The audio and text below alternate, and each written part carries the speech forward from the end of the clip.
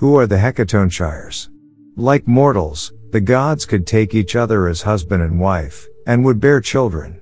Sometimes though, a child could be born into the world as a terrible, misshapen form and be seen as a monster by others, even their own parents. Such was the case with the Hecatoncheires. Mortals can see the helplessness of a newborn baby just by the way that the child cannot yet control its limbs or facial expressions. They see these motions as endearing, and cute even. Something about the baby's helplessness is a part of what makes us want to care and nurture them. And the gods are no exception to this in life.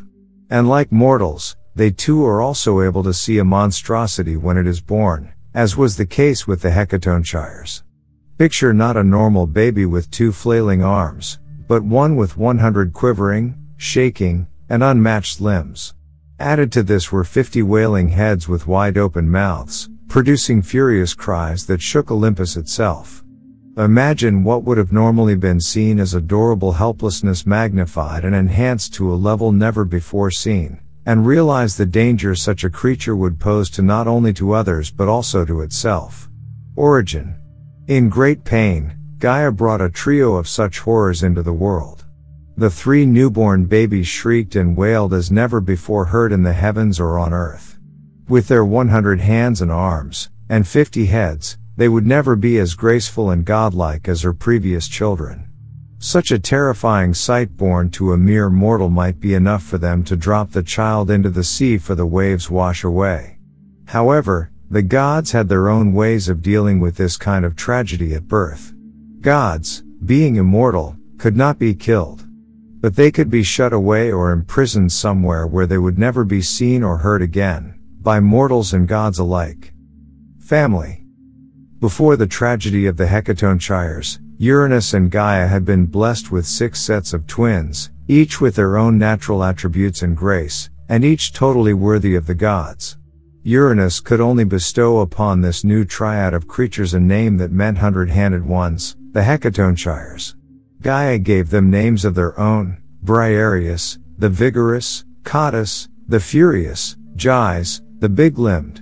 Uranus immediately tried to push these 3 forms back inside Gaia's womb. If her pain in childbirth wasn't enough, this new pain of having her offspring pushed back inside her drove her to new limits, and she cried out. Uranus was deeply conflicted. He could not bear to see Gaia in such pain, but at the same time he could not bear to look upon or listen to these horrors either. Gaia bore them yet again, and for a few seconds, the twisted 50 faces of each baby lay still and quiet. She gazed upon them lovingly. To her, they were simply her children, and she loved them just as much as her others before them. History. The imprisonment. The Hecatoncheires lay still. Uranus furiously snatched them from Gaia's grasp. I will not accept these beasts.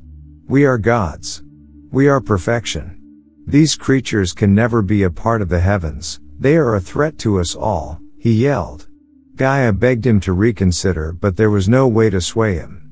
As they left their mother's arms, the Hecatoncheires became enraged and cried even louder than before, swinging their many fists and flailing.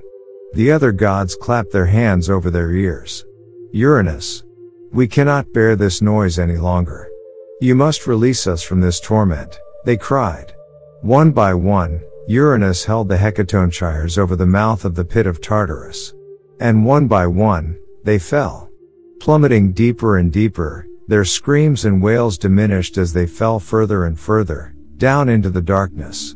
The gods breathed a collective sigh of relief. Time passed, but not in the same way as mortals perceive. At first, all the Hecatoncheires could do was helplessly flail around in the dark.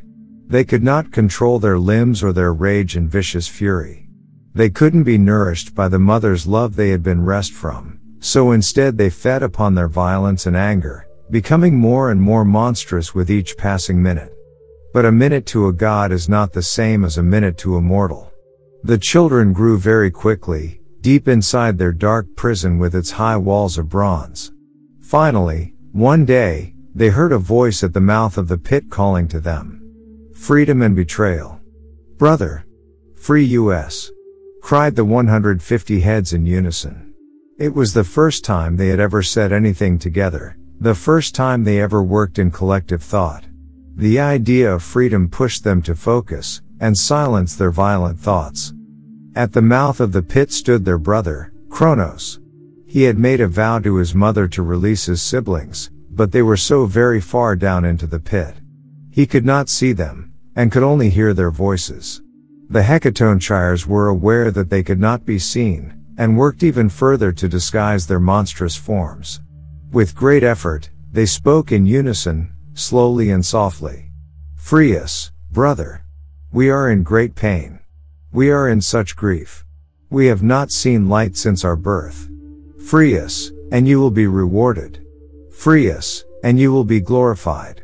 Kronos knew what he had to do. Quickly, he slashed at his father, Uranus, with a sickle, emasculating him. He took the key to the gate from Uranus, watched as he crept away in pain and defeat, and then went back to the pit to free his long-lost brothers. The gate swung open. Out from the pit burst the three monsters. They had learned to control their voices, but still had not mastered the use of their limbs. They savagely swung their fists, twisting and turning in a macabre dance of death. Kronos' mouth gaped widely at these unbelievable creatures. These were his brothers? No. It couldn't be possible. He had never seen them before, and they had spoken so softly to him. What deception was this? Soon the danger became obvious to him, and he knew, for the sake of the heavens, he could not keep his promise to his mother. The Hecatoncheires were so strong, they savagely beat him hard with their limbs and struggled as he tried to re-cage them. But one by one, he was able to grasp them. And one by one, they fell back again, into the darkness and despair. One last cry in unison as they fell, but this time a moan of despair rather than a whisper of victory. The Hecatoncheires hurled 300 stones at a time at the Titans who were allied with Kronos. Soon enough, they handed Zeus his victory and were rewarded not just for their victory in battle, but also for their victory over their own savagery and disability. Briareus would go on to negotiate a dispute between Poseidon and Helios, restoring order between the sea and the sun. Poseidon offered his daughter to Briareus in marriage, and gave him a palace beneath the Aegean Sea. Briareus would also later rescue Zeus from a coup staged by Poseidon, Hera, and Athena. His mere presence alongside Zeus was enough to stop an overthrow from happening. Cottus and Gyges would go on to become the guards of Tartarus, for they knew the prison of the gods better than anyone. They were also granted palaces under Oceanus, the earth-encircling source of all water. And to this day, whenever an earthquake strikes, it is thought by those who still worship the gods to be caused by the many limbs of the Hecatoncheires.